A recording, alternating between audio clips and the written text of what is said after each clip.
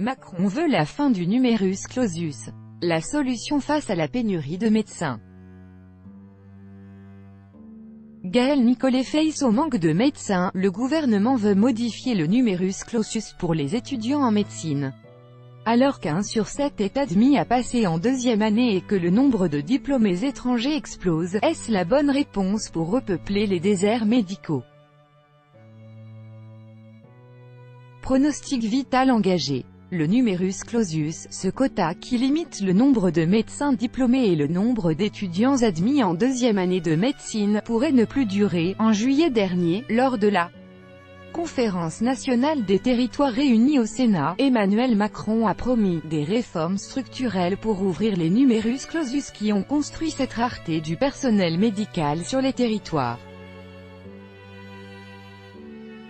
C'est un peu injuste, car ça ne nous sélectionne pas forcément sur des qualités de professionnels de santé, mais plus sur des aptitudes un peu scolaires, estime Maël *, jeune étudiant qui vient d'entrer en première année.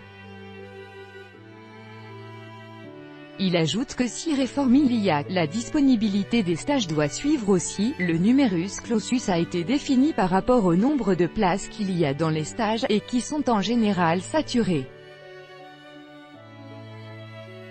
Établi il y a plus de 40 afin limiter le nombre de médecins et les dépenses d'assurance maladie, le concours de fin d'année qui les départageait, une boucherie humaine des étudiants qui échouent pour quelques QCM, estime Olivier Véran, député de l'Isère et médecin, interrogé par France 3.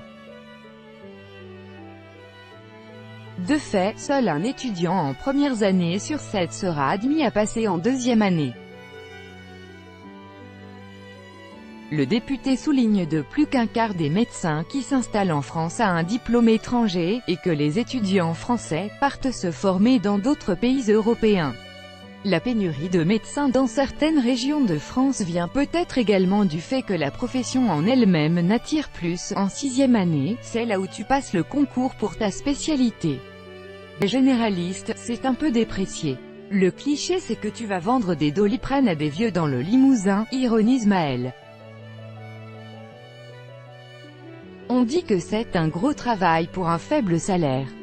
2 scénarios sont à l'étude, selon France Info, instaurer un nombre minimal de places défini à l'échelle nationale, pouvant varier selon les régions, ou laisser le choix aux universités de former autant de médecins qu'elles le souhaitent.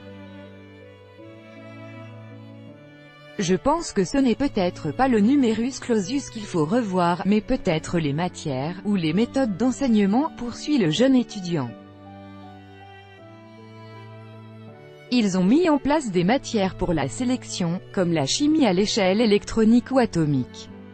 Et dans le métier qu'on exercera, on ne s'en servira plus, c'est un coup de communication du gouvernement estime Patrick Pelloux, président de l'Association des médecins urgentistes de France, toujours sur France Info. Il n'y a pas de débat sur le concours de médecine sans un débat sur l'ensemble de la filière de la formation des étudiants en médecine. En attendant cette grande remise à plat, le 18 septembre prochain, Emmanuel Macron présentera le plan hôpital, destiné à réorganiser le système de santé, en décloisonnant médecine de ville et hôpital, et en améliorant l'accès aux soins, d'après le porte-parole du gouvernement.